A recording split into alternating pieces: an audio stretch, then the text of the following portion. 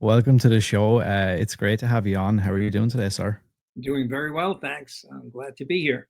It's great to have you here. I always like to go back to the start. Can you remember the first time that you were scared by a movie or maybe exposed to the genre? Absolutely. Um, I think it was either the original Frankenstein with Boris Karloff or Dracula. Those films were shown late at night on TV when I was very young, and they'd repeat them. And I remember watching them, and the Wolfman scared me a lot too because it was a beast that could just, you couldn't rationalize, you couldn't speak to it. It was just coming at you. And I mean, they were also they were all shot so with such atmosphere and dark and scary places, in the woods at night, and or you'd see this lumbering figure come walking towards you, like Frankenstein. Those were the Mhm. things that scared me. And then as I got a little older, I mean, the films that really had influenced me were films like The Thing, the original movie, the Howard Hawks movie. And later on, I loved the John Carpenter one, but also The Invasion of the Body Snatchers. That was a very creepy film Yeah. because it was the fear of the unknown, what was happening without your being aware. And it was also a very clever way of saying if you fell asleep, you would change. Kind Mm. of like, Freddy's nightmares later on, but or the Nightmare on Elm Street story. Um, but that to me, those were the kinds of things that really scared me. Yeah. At what point did the realization hit you that you wanted to be a filmmaker? I feel like a lot of times, we hear stories about how somebody was first exposed to film or horror or whatever it might be. But a lot of times people don't get asked, when did it actually for you in your mind Um, become like that realization? Again, when I was very young, I think it was my dad and my mom or my uncle. Someone took me to a theater to see the movie for the first time, and I remember sitting there and seeing all these people and seeing the big curtains, and then the room went dark and the curtains opened and there was this gigantic screen. And when the images appeared on there, I just went, oh, like that. I was like Yeah. 5 or 7, I don't know what I was, and I was just mesmerized by how images on the screen, larger than life, could influence us and the stories that they were telling. And I knew then that I wanted to that's what I wanted to do. And I used to sketch a lot. I used to draw a lot of pictures of, and then usually it'd be scenes from movies and things, or movies I or scenes I'd want to do, scenes I'd want to create. Later on, still when I was very young, I asked my dad for a 8 millimeter movie camera, and he said, "For what? What do you need a camera? What are you going to do with a camera? Take pictures of the family?" And I went, "Yeah, yeah, yeah." And I started making little movies with my friends and my people, just utilizing the neighborhood and the environment we were in, and I'd make these little short movies. And I found a way. I bought a splicer and I found a way to start cutting the film and putting it together. And I realized that without sound, I didn't have sound in those days or anything. Uh, I could tell a story just by putting images on the screen and connecting them in a certain way that when people watched it, they would get the story that I wanted to tell, and that made me feel really successful. I said, "Gee, I'm communicating to people without speaking." So it was my way of communicating through images. Yeah. There's a poster that sits over your shoulder there that I'm sure my audience will be extremely familiar with, which is your movie He knows He you're he alone. he knows you're alone. Yeah. How did that project come to be? And I suppose once we kind of get that out of the way, what's it like to see now that it's become somewhat of a cult classic within the community? Well, all right, I'll answer how it came to be by, I had made a lot of shorter films. As I got older, I made, 8 millimeter films. I won an award with one of them. And then I made 16 millimeter films. And one of them, the judge at this festival was the director Otto Preminger, and he was very famous, and he was, big director at the time, and had made a lot of big movies. And he stopped the festival and said, "This is the winner. I want to meet this young man." So he called me, and then I went up to Columbia Pictures. I met with him, and I had this 20-minute film, which was not a horror film. It was actually a sweet story about an elderly couple who uh, realize their attraction to each other through their fantasies, and it's very funny and sad at the same time. And then at the end, it's happy because they discover each other through their fantasies, and their lives have deteriorated to a mundane existence. And this is what they used. This is what happens to rekindle their love for each other or their attraction to each other. He loved the movie. He absolutely loved it, and he thought it was so well done. I met with him. He kept asking me, "How did you make this?" It touched me, it made me laugh, it made me cry. And he introduced me to everyone in the business at that point. I went down and met people of United Artists, Columbia Pictures, Paramount Pictures, and he hosted a party for me at his house in New York City. Had a huge buffet. He showed my movie, and everyone said to me, "Look, we don't make short films, we make feature films. Why don't you write a script or come up with a script or find something you'd like to do and bring it to us and let us look at it?" So I did. I actually sat down with a friend who was a playwright who had written a couple of off Broadway plays and stuff. And we wrote a sweet sort of comedy about two Italian families in Brooklyn, and sort of pre Moonstruck. But I'm going to jump to the chase here. This script got the attention of an actor who I gave it to read. He took it to the William Morris agency. They loved it and immediately said, "We want to meet this guy," and they signed me as a client. And the movie was then set up to be made, but not with me as a director, obviously, because I hadn't directed a film yet. But there was a director, Ivan Passer, who was directing a film for them at the time, who really wanted to make it because he loved the story.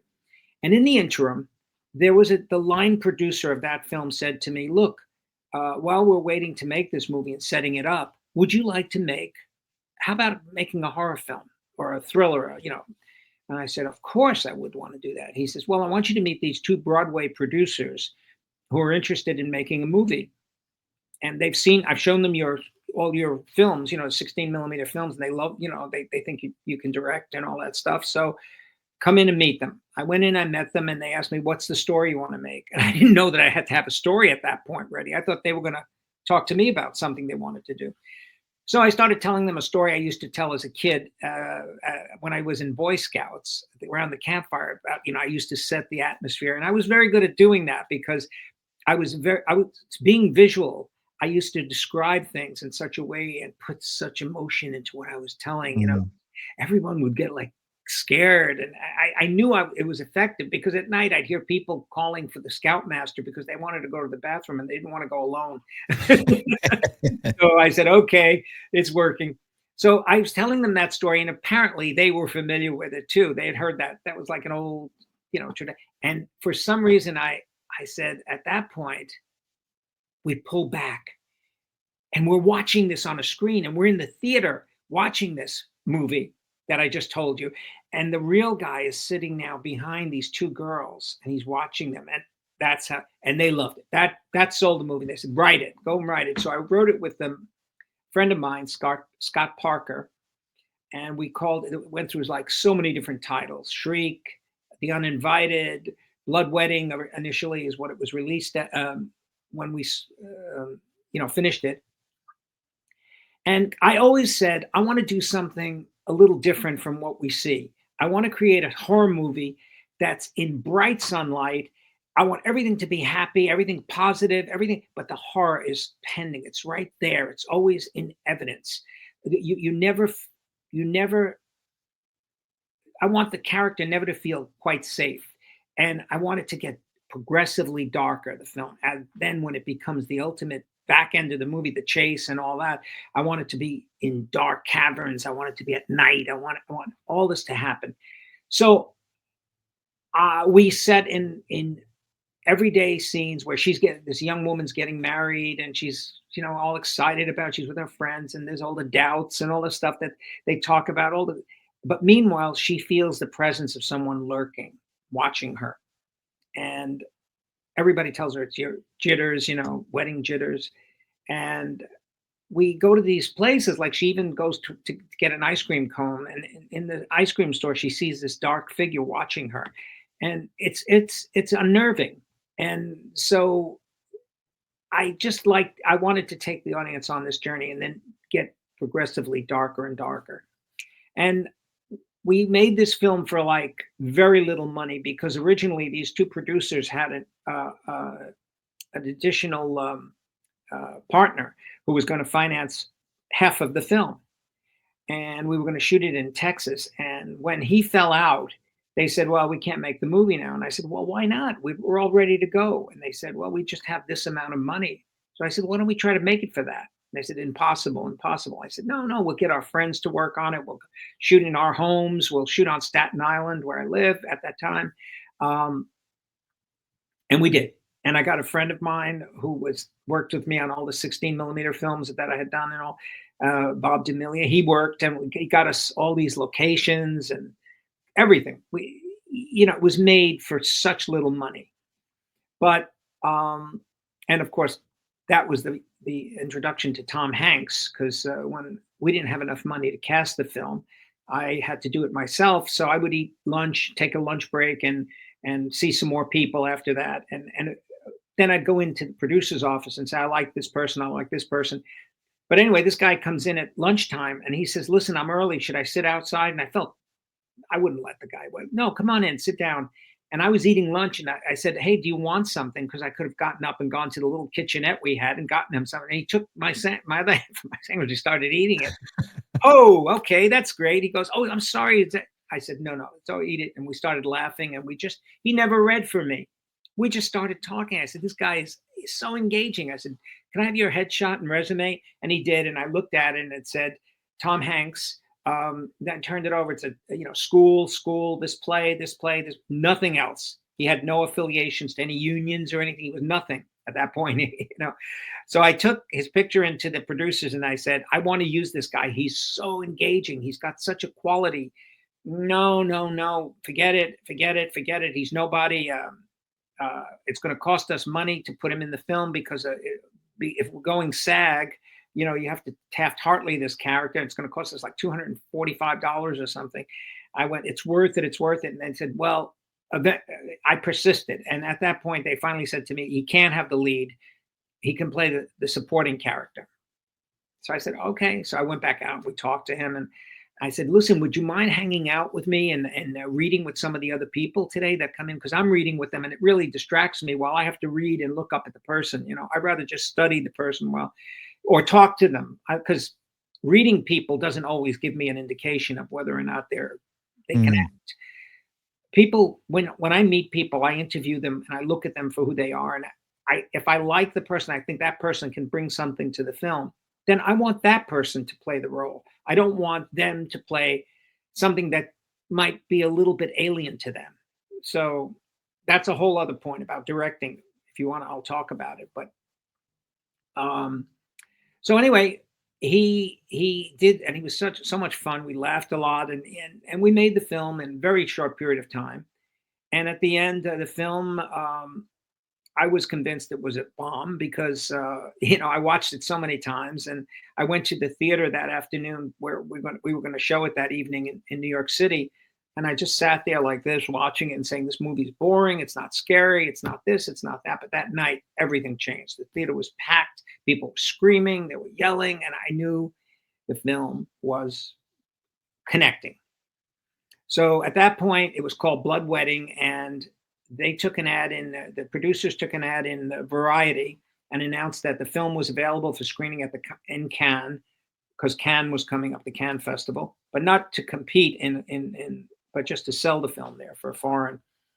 And they got some calls from the studios and said, well, hey, listen, it's a couple of weeks before Cannes. Why don't you show us the film now? We can take a look at it. First on the list was 20th Century Fox. Second was MGM.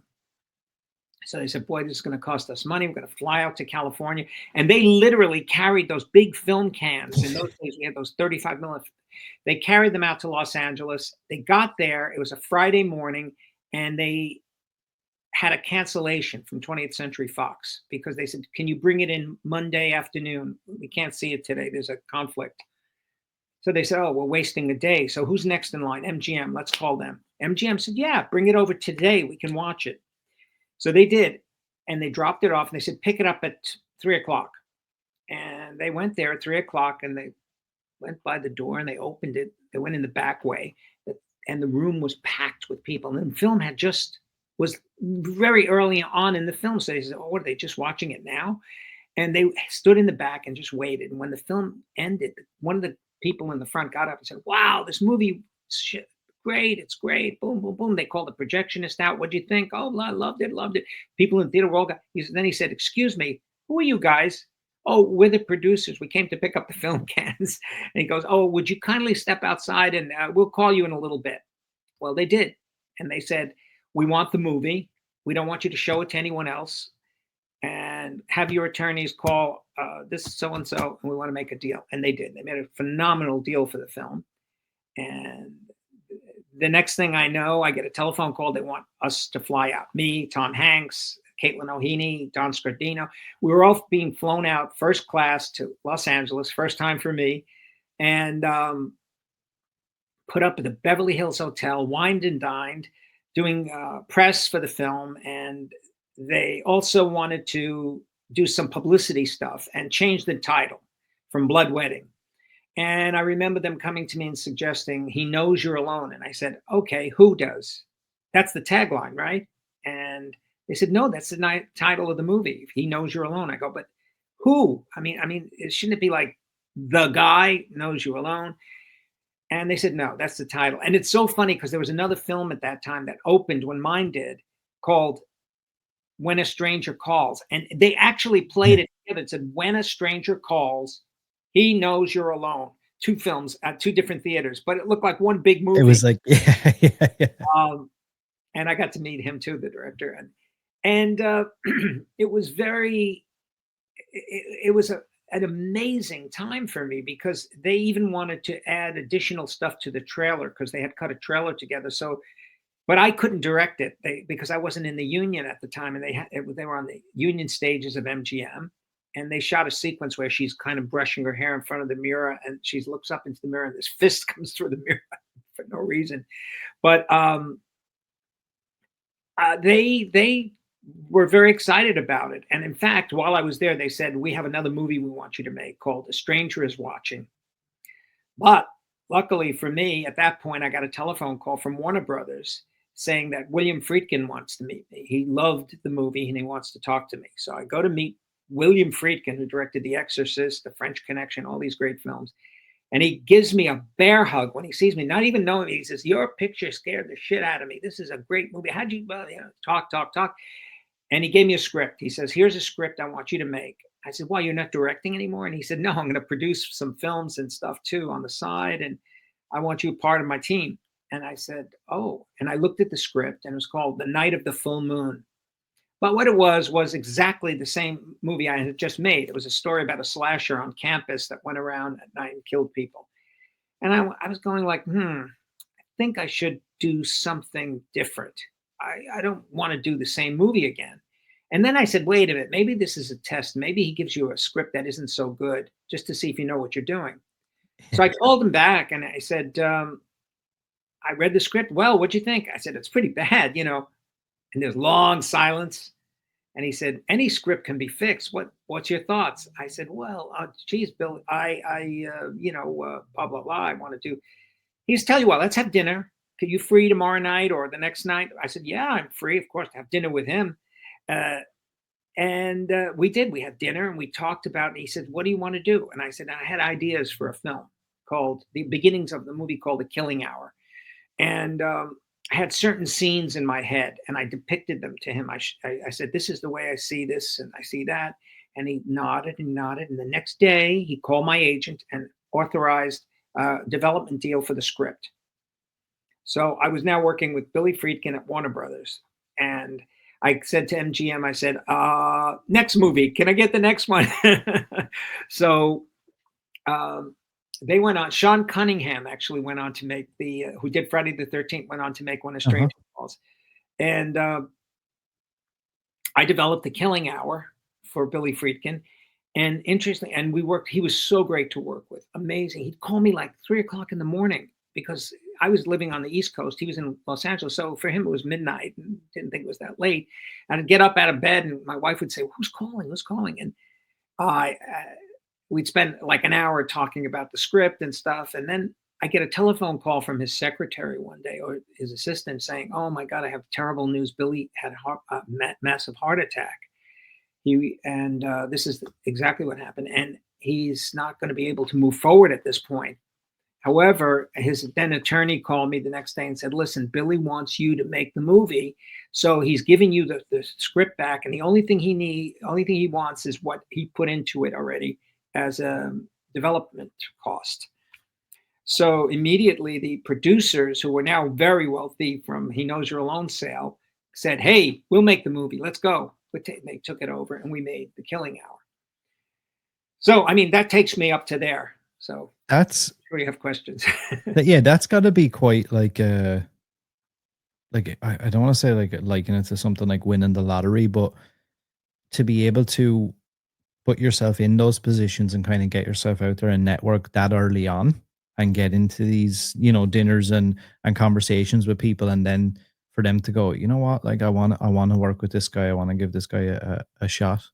Right. Aaron, I can't tell you how magical it was for me, because I'll tell you, when I was started to make those independent films, the small films, the Super 8 films, people, my dad especially was saying to me, he says, "Hey, listen, that's just a hobby. Don't think of that as a career, because only one in a million make it. Everybody's out there starving. They can't, you put your head to the business. We have a business that he wanted me to take over. They had a jewelry business, he and his two brothers, which I worked for them for a while. Yeah, I did stuff, but it wasn't, my head wasn't in it. I was really, thinking of movies I wanted to make. So, yes, it is a very. Uh, I feel blessed actually that the way it happened, because to have somebody early on like an Otto Preminger, you know, tell the rest of the industry, this is a guy you got to watch. This is a guy you should be in business with. Then to go and have my film picked up by MGM, and them saying, "Here's another script we want you to make. We want to put you in business with us." Then to have a big director like Billy Friedkin come on board and say, "No, I want you to work for me."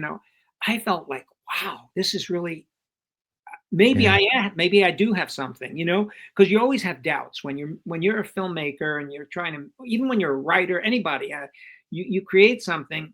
Your doubts are, is this good? Will people react to it? Will people relate to it? And for some reason it proved very successful for me. And from then, that started the career. I mean, I've been doing this since 1979. Yeah, and like I mean, so you mentioned the Killing Hour, and I think some of the regions that it came out in, it was known as the Clairvoyant, right? The Clairvoyant, yes, because 20th Century Fox released it as the Clairvoyant. um it was a different take. Here's the thing. I did not What's so interesting is that later on, Wes Craven and I worked together. We did a whole series. He brought me on. It was just Wes and I doing a show called Nightmare Cafe, Yeah. and we became extremely good friends. He's gone right now. He and Toby Hooper and all these guys that we used to hang out with.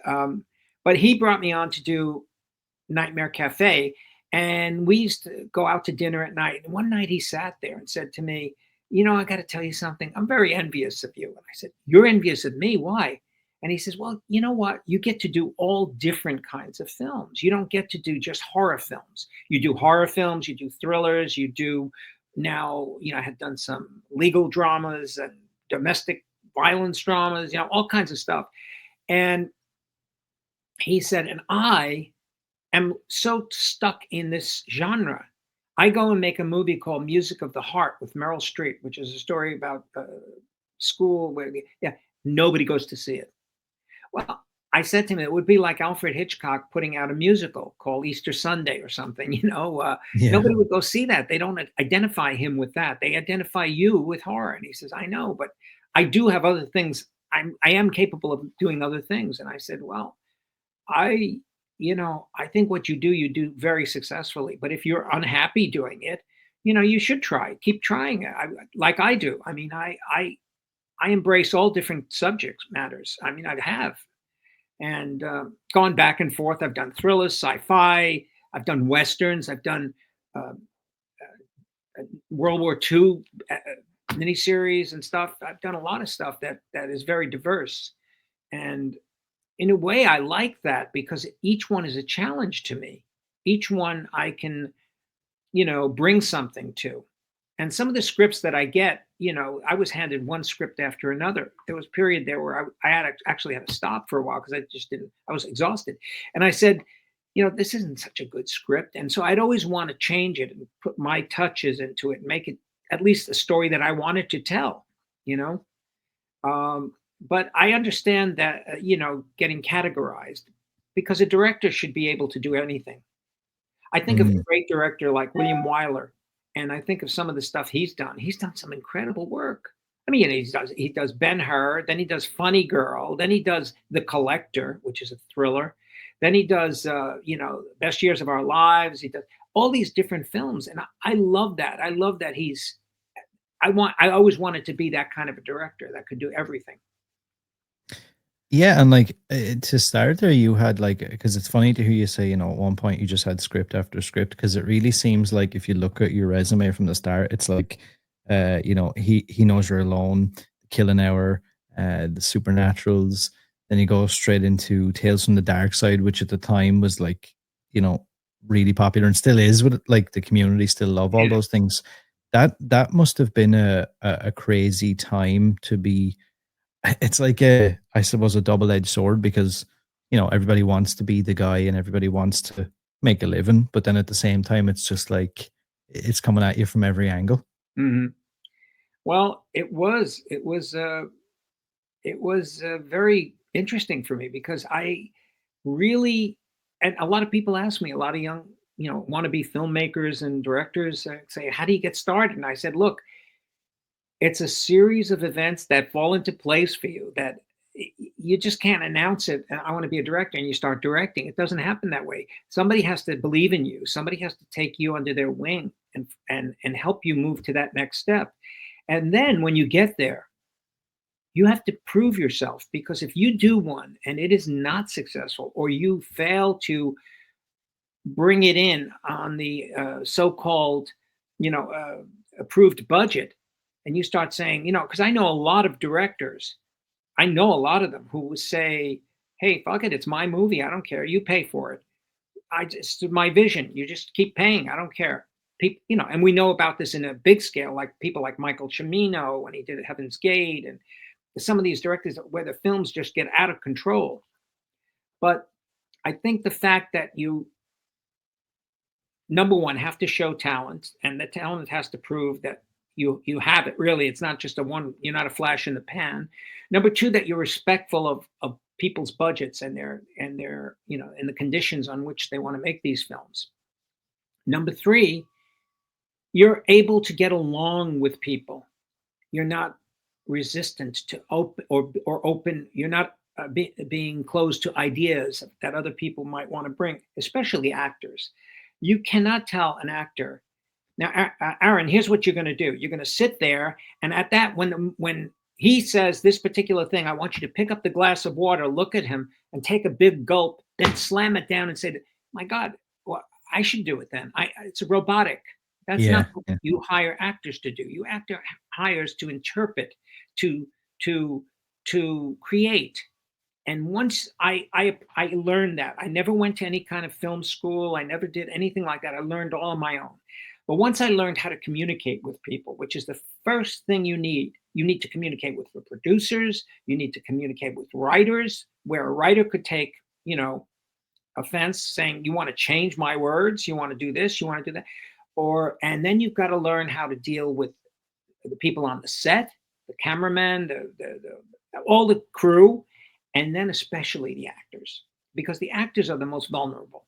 They're the people that put themselves in front of a camera, and I tell them, I want to be the mirror for you. I want to be your mirror so that you can look and see. And if I look at you and I'll come over and suggest something to you, And what I like to do when I direct is I don't like to go and sit in my chair from across the room and say, Aaron, why don't you try it again and make it funnier this time, or move faster.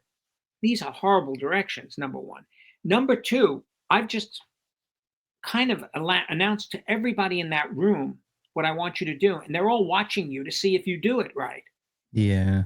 You see? So that's intimidating. Instead, what I do is I'll go up and I'll say, Aaron, let's take a little walk here. And I'll whisper to you, I'll say, Aaron, I wonder if you think about this and this. And what if this happens? And I don't know, what if you found a way to suggest this, but not show, don't be obvious about it. Let it be a subtle thing here. So now you've got something to work with, and it's your brain that's going to function, and your creativity that's going to come out. And actors love that because they feel inclusive. They feel like you're collaborating with them and you're respecting them. And that has been my from day one. That's how I did it. I have always been considerate of the actor and the process. Because just like me, I'm not always 100% sure of my decision, and I'm always open.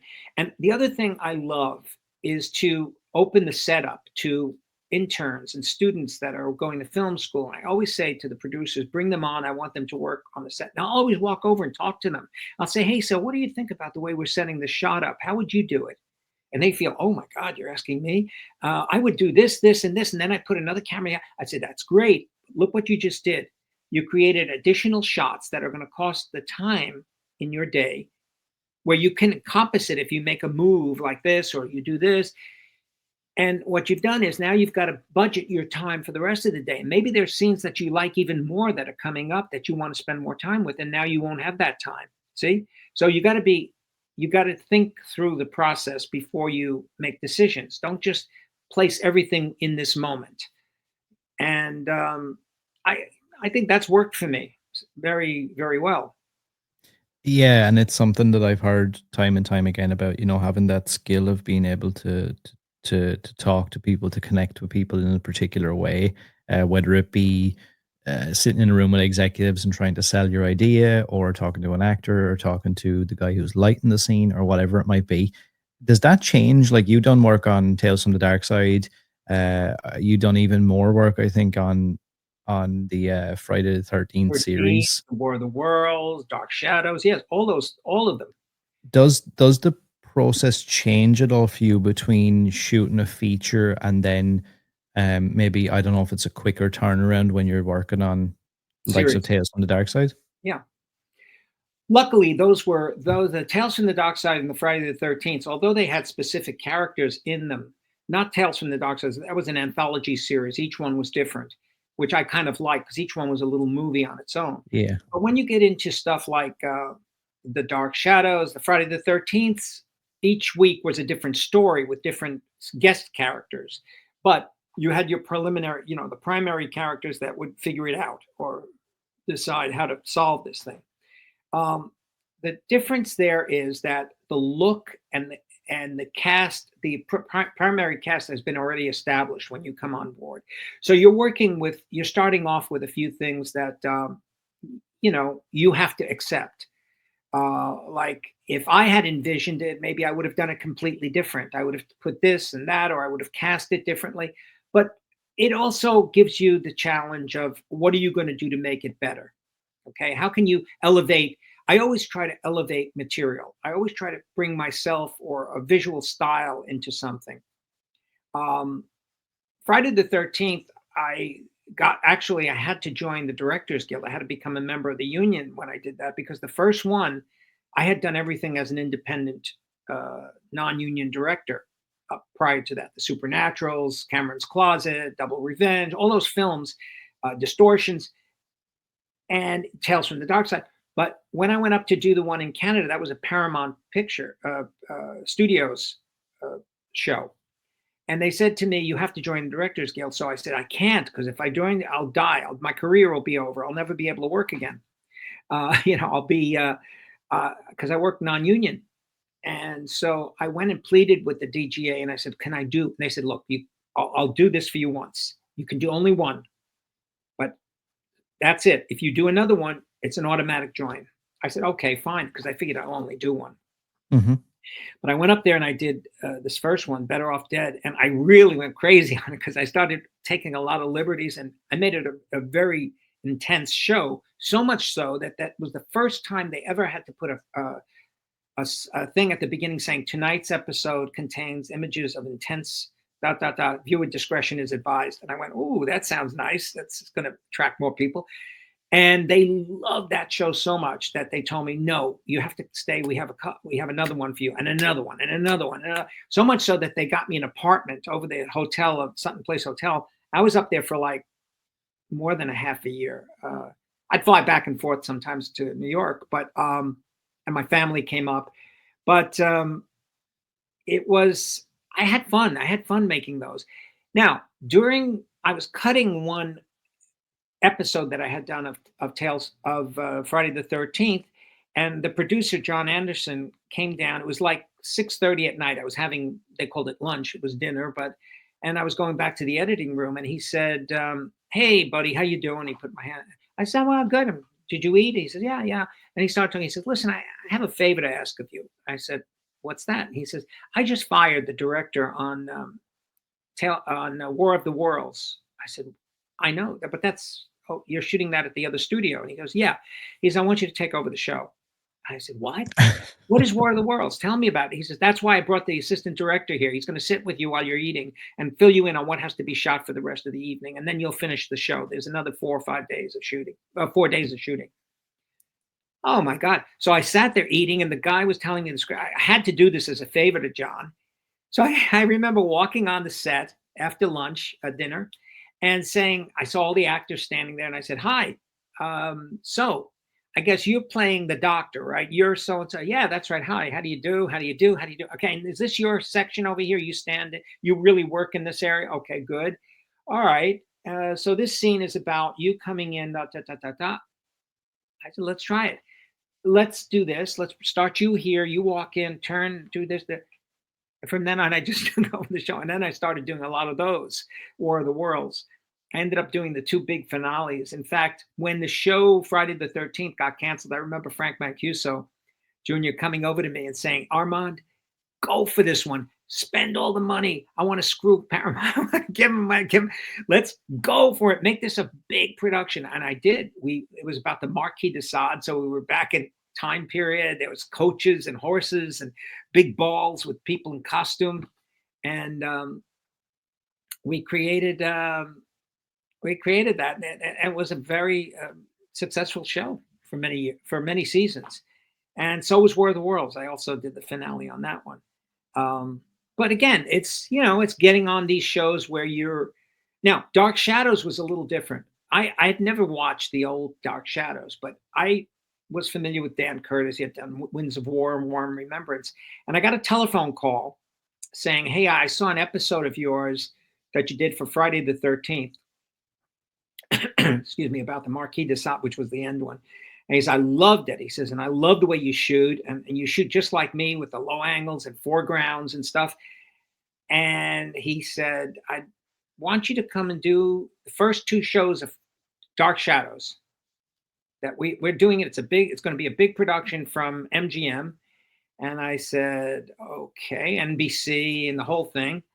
And he said, "We're going to take you out to California. You'll be here and blah, blah, blah, blah, blah."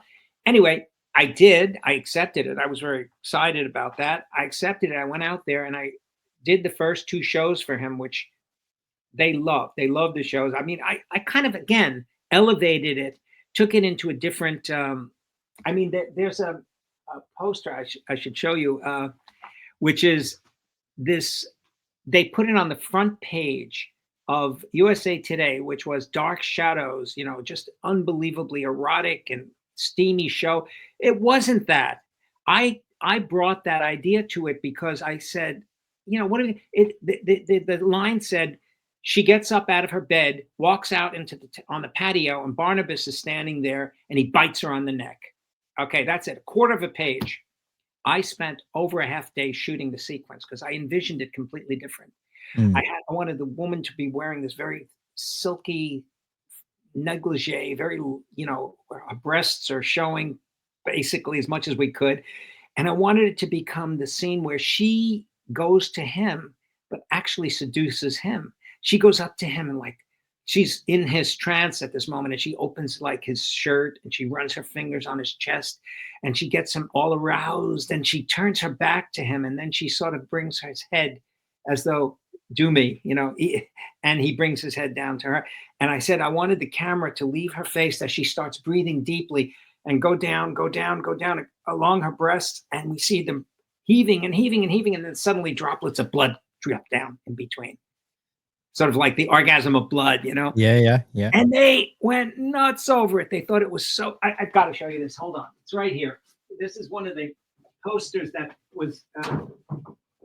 This was the picture from USA Today. Oh wow! You see? Yeah. And that they loved it. And so at that point, Dan Curtis says, "I want to talk to you." He said, "I'm sorry I hired other directors to finish the show. I would like you to stay on and finish them, but I can't fire these guys under the DGA contract. So I want you to become a producer on the show, and I want you to work with all these directors and make sure they shoot it exactly the way the first two are shot, the ones that you did. I want all of that style." And I went, "Wow, that's a big thing, Dan." And I said, "And I don't want to be there over somebody's shoulder telling them how to shoot." And I would never do that. So he insisted, and I had a phenomenal deal there to become producer on the show, and I did. I worked with every director, and I became very good friends with them. Paul Lynch, Rob Bowman, all the guys that worked on that. And see, Dan Curtis was a different kind of guy. He wouldn't think twice of coming on set if there was, and check to see what was being shot. And this one director had everything set up to be shot, and it was going to go around the coffin, and it was going to boom up as the lid opened, and Barnabas and Dan walked on the set and said, "Hey, hold on a moment. What are we doing here?" And the director says, "Well, I'm going to do this, this, this, and this." And he says, "Wrong. Let's put the camera here, guys. Let's pick up these tracks." He started directing it. And I went over to the director and I just said, "Listen, don't. I saw him putting his head down. I said, "Don't make this personal. It's just, he wants a style. He wants a thing. Just let it go. You'll move on. You'll be doing a lot of other movies. I promise you." And he's moved on. But see, I'm not that kind of guy. I would never do that to somebody. Why would you interfere with someone's vision? Unless it was so radically wrong that you could go in, and then I would never do it in front of the whole crew. I would take them on the side and talk to them just like I do with actors. Does that happen a lot from your personal experience? Or have you seen it happen a lot where I've heard some horror stories behind the scenes? I won't mention any names, but like the idea of maybe an executive or a producer showing up on set and just wants to just change everything, and not being able to get the concept of, yeah, but we've spent the entire morning setting up for this shot. And they're like, "Yeah, well, it doesn't matter because I'm paying for it. So it's whatever. We're just going to change everything. Or I've organized this. So no." Yes, it does happen. And it happens too often, unfortunately. And it happens with very big names involved too. Personal friends of mine that I know who have big directors who have had bigger producer directors over them telling them how, and it's just humiliating. I think the whole process is humiliating. You want to give somebody notes, do it privately. It's my whole thing about talking to an actor from across the room. It's horrible. What is that? What are you, a traffic cop? Walk slower, faster, talk funny, It's a very strange concept, and it definitely happens in horror quite a bit, where I actually have a personal friend who had made some movies and had done really well at some festivals and things like that, and he was kind of getting a little bit hot within the genre, and there was an IP that was being remade, rebooted, reimagined, or whatever, and they had directors on it who, funny actually, are from Ireland, and things didn't go well in Bulgaria, I don't think. And they were taken off the picture. And then this guy got the call, "Hey, you need to be on a plane tomorrow. You're flying to Bulgaria. You're going to direct this movie, blah, blah, blah." Yeah. So he's like super excited. It's an existing IP. It's a huge franchise. He gets there. And within like 10 minutes, he said he realized that, oh, I was just going to be the hit guy where I was going to get told Yeah. the kind of movie I'm shooting. And he said it was such a, I guess, a kind of a kick in the balls in a way, because in one sense, people were like, oh, it's great. You get to like direct this big existing IP and this huge character. But also then you get pigeonholed because he's told what he's doing. He's Yeah. told what his job is. And then when the movie was a flop, everybody blamed him. Yeah, of course. Success has many fathers, failure has none, right? Um, Guillermo del Toro, I mean, dear friend, told me the nightmare he had with Harvey Weinstein.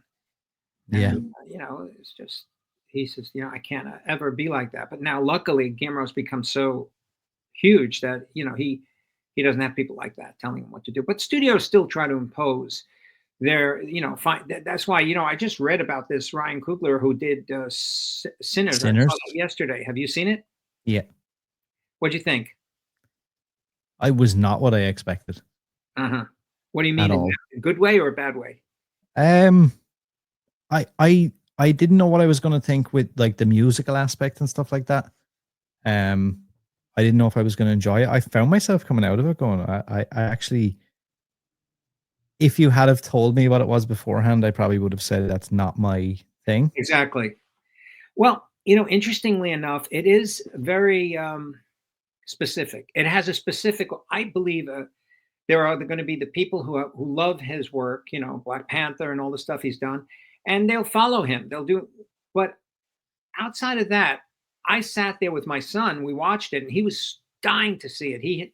He said to me, "It's good. I just think it's a little slow in the beginning." I said, "It is. It takes a long time to get started, and you're wondering what kind of movie is this and where is it going?" And apparently, he had final cut on that, and he also has gross points from dollar one. The movie has apparently made about $61 million now, and it's close. The budget is close to $100 million. So that's not good yet until the movie crosses maybe 200 million. That it starts to be really in profits.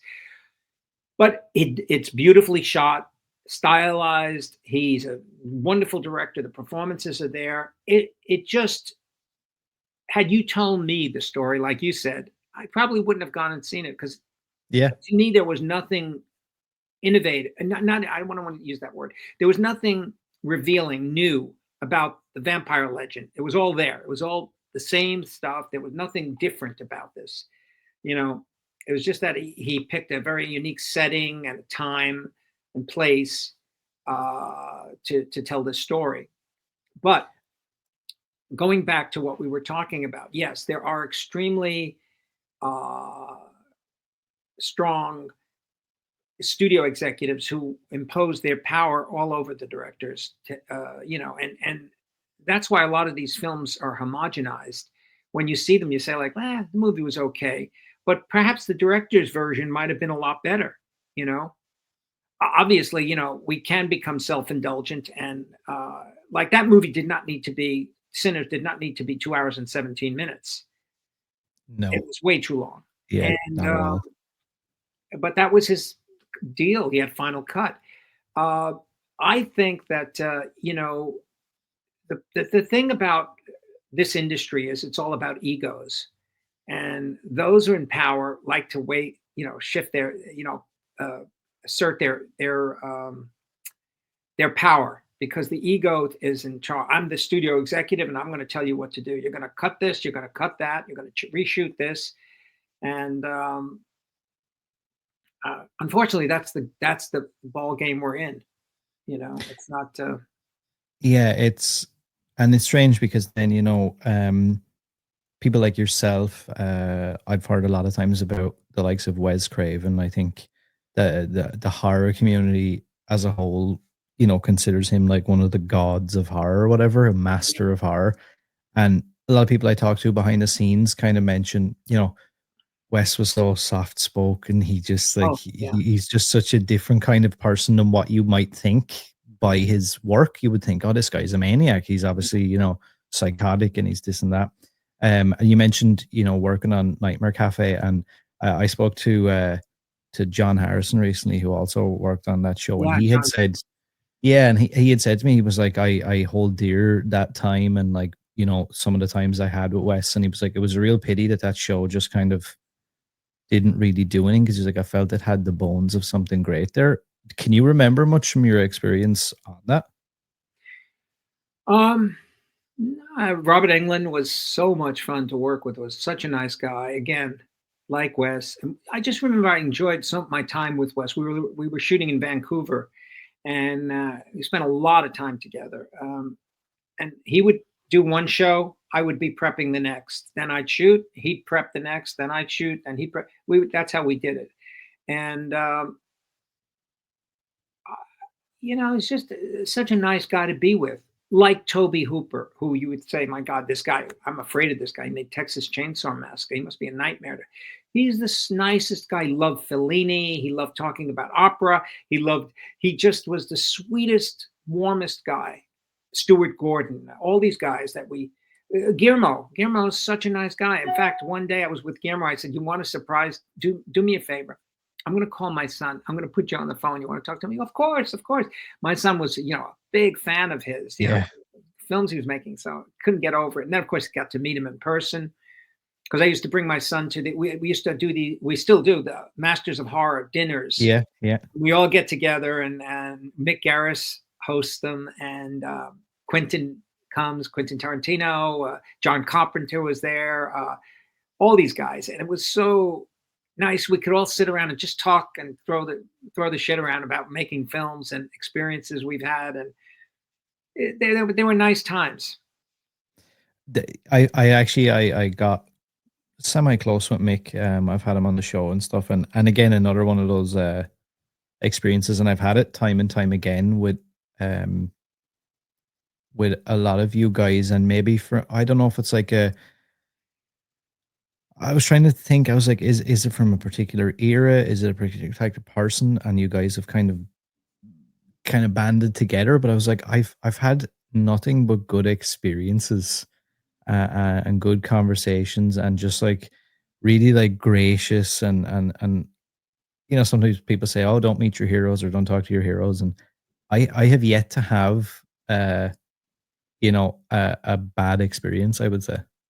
Well, you know what it is. I think when you have people who are of like mind, they like the same things. You share so many things and you're immediately friendly with each other. You're immediately bonding, and those, you like to be in company of people who agree with you, or people that see things your way. And like Bill Lustig, a dear friend of mine. I mean, we go back from the beginning of He Knows You're Alone, and I actually got him into the Directors Guild. I brought him down when I was doing a big miniseries called Invasion, in this about these aliens, sort of like Body Snatchers film. Mm-hmm.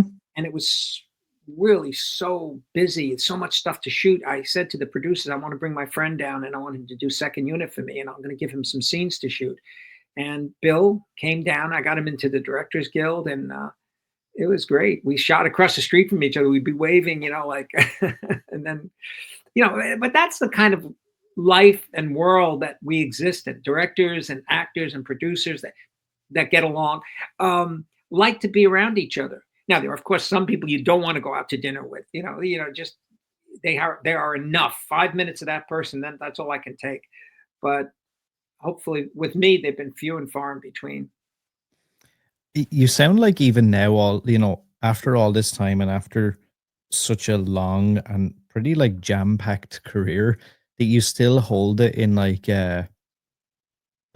really high regard. You seem really, I can like feel the energy and like the interest in like talking Oh, about or reminiscing about old times. And I feel like it's something that's lost a lot now. Like I even see newer filmmakers, and they've been in the business for maybe 5-10 years, and they're already, it's all doom and gloom and everything's terrible and business is garbage and everything is awful and everyone's awful.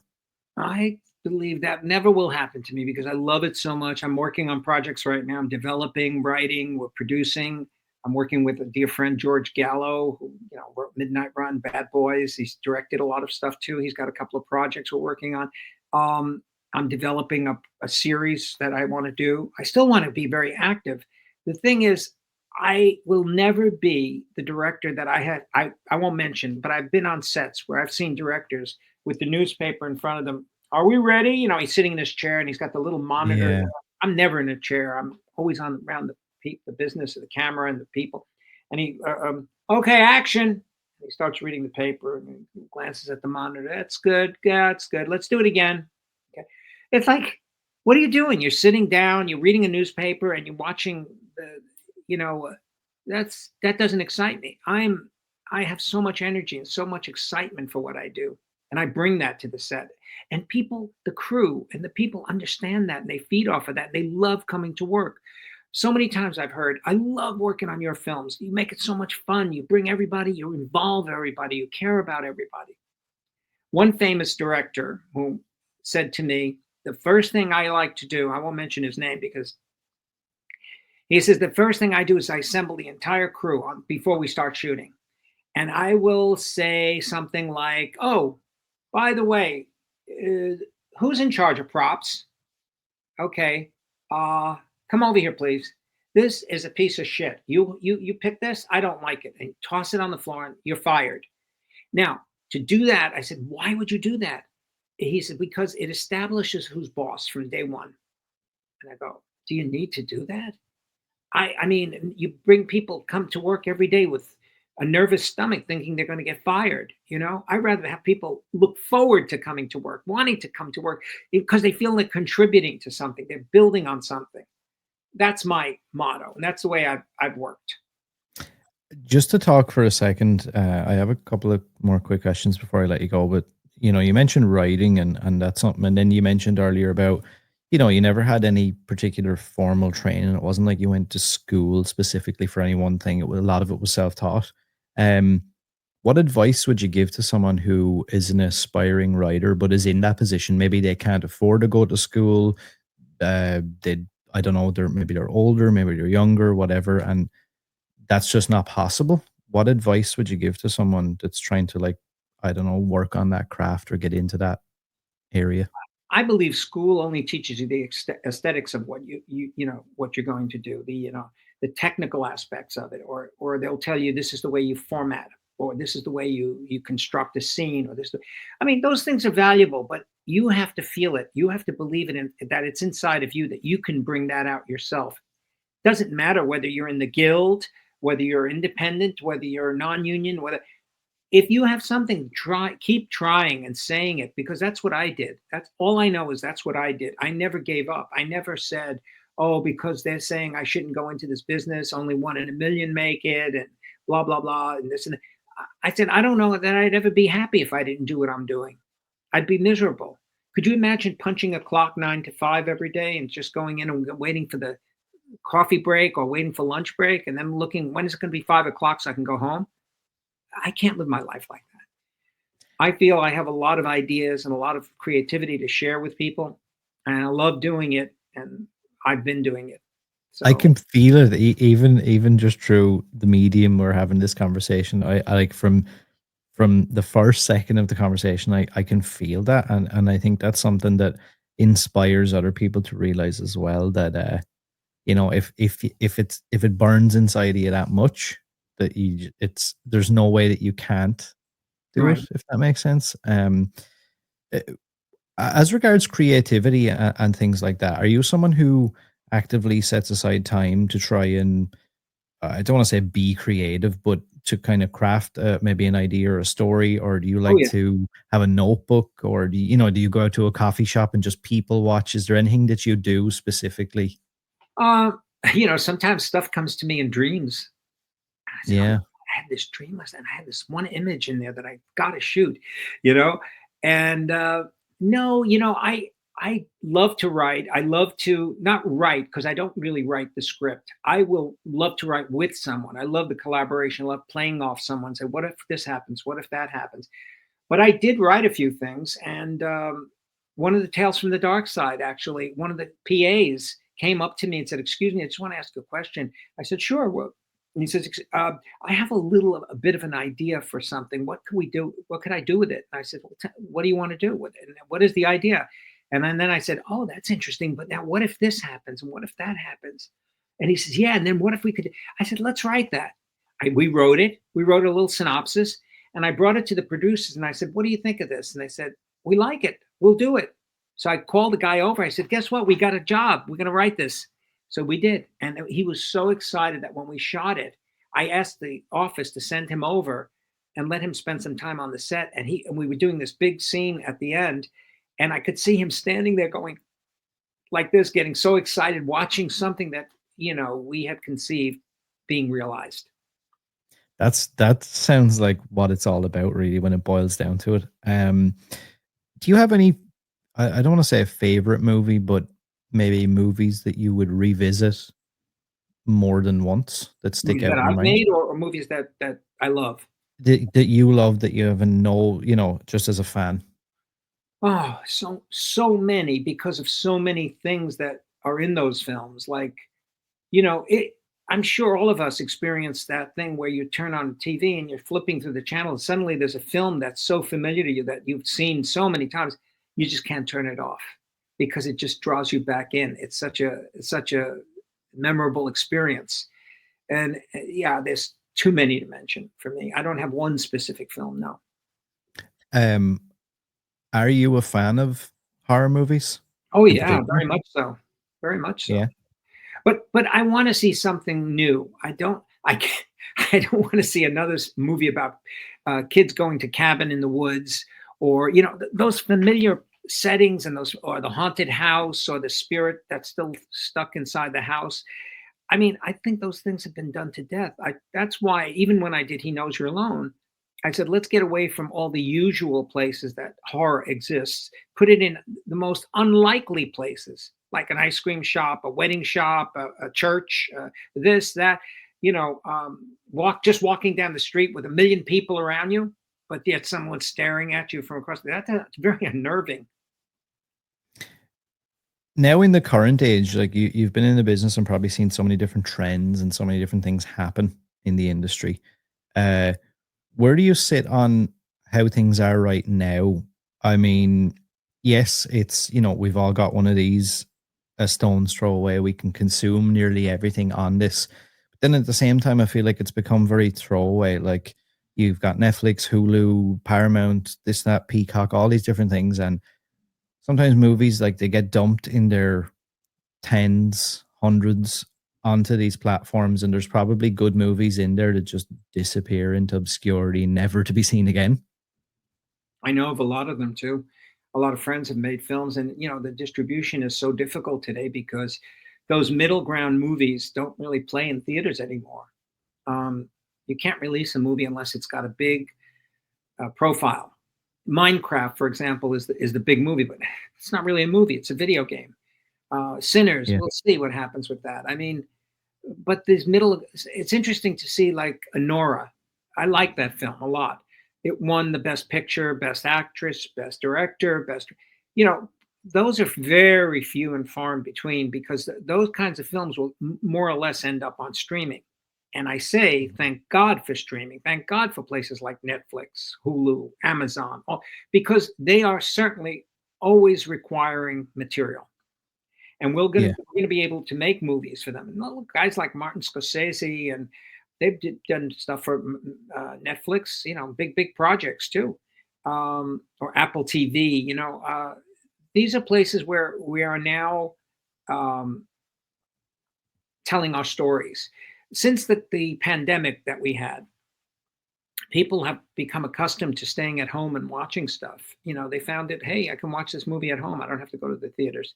We were shut down for like 2 years or something, and that changed the way a lot of people live their lives. In fact, a lot of people don't go to work anymore. They work out of their homes, and everybody's become, we've adapted a kind of different lifestyle. And I think that also has affected us in the movies also, because people are not going to go out to see a little movie. They're going to go out and see something important, like you go to a concert or something. So I think the future for theaters is not very good, but certainly streaming is excellent. Do you think about that now when you're working on things? Sure. Like, do you think about potentially where it's going to live as you're developing it? No, yes and no. You do think about the parameters because you say sometimes, okay, this is not going to be a theatrical film, so let's see, it's going to play on a TV at home. But at the same time, you also saying that at least I'm getting to tell my story. At least I'm going to make this, and it's going to be seen. Um, you you the theaters are really hurting because people are not going to shell out money to go see something that they feel they can see on Hulu, Amazon, Netflix, whatever. And thank God for those places because and they're not restricted. Like when I used to make films sometimes for the major networks, you had to be very restrictive in how you showed certain sex scenes, language, and this and that. Today, it's anything goes on those other shows because they're pay stations. Is there anywhere that you would like people listening to, anything you'd like them to check out, anywhere, anybody that you'd like them to support or see? I'm not sure how much of a presence on social media and stuff, or if that's something that you've even considered or are going to consider. You mean on social media for supporting someone else's film, or For anything you're involved in or oh, something that you're just a champion of or anything like that. um, I like a lot of the stuff that I like stuff that I've done personally. Not everything, but I like some of it, and I'm proud of some of it. Um, I don't I don't have anything specific at this point. No. For everybody listening, whether it's on YouTube or Rumble or Apple, Spotify, or any of the usual podcast platforms, I will put some links to some of the movies down below. Mhm. Obviously, I will probably pick. It's probably all going to be based around horror because the audience loves to Sure. see all that stuff. Final question then before I let you go is, you know, I normally ask why horror, but I feel like you're a lot more broad, a lot more well versed in that. Why filmmaking as the medium? Like, what does it mean to you personally? Like, aside from like a fan perspective, whatever, but what does it give to you being able to tell, I don't know, your visions or your stories through that medium? Exactly what I said at the very beginning was the fact that I could take images, put them on the screen, and have people be affected by them.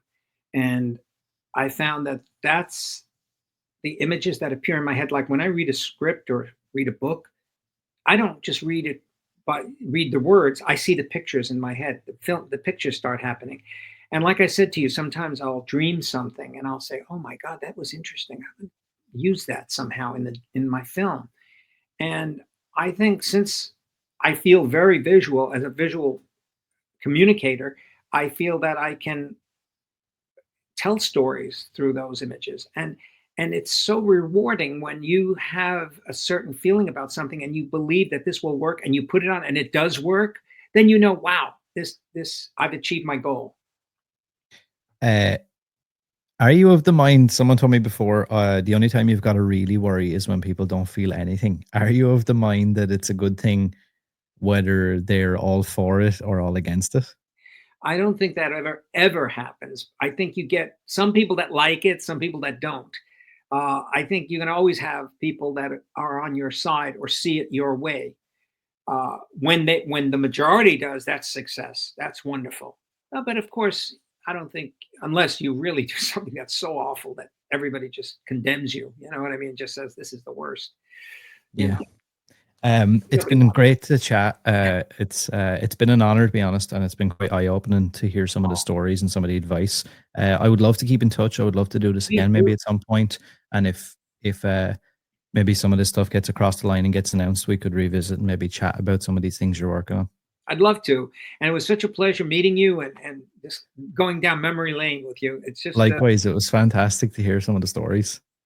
thank you so much. Um, for everybody listening, like I said, the links will be below in the description. And yeah, like I said, I wish you all the best, and I definitely want to keep in touch. Thank you so much. Thank you.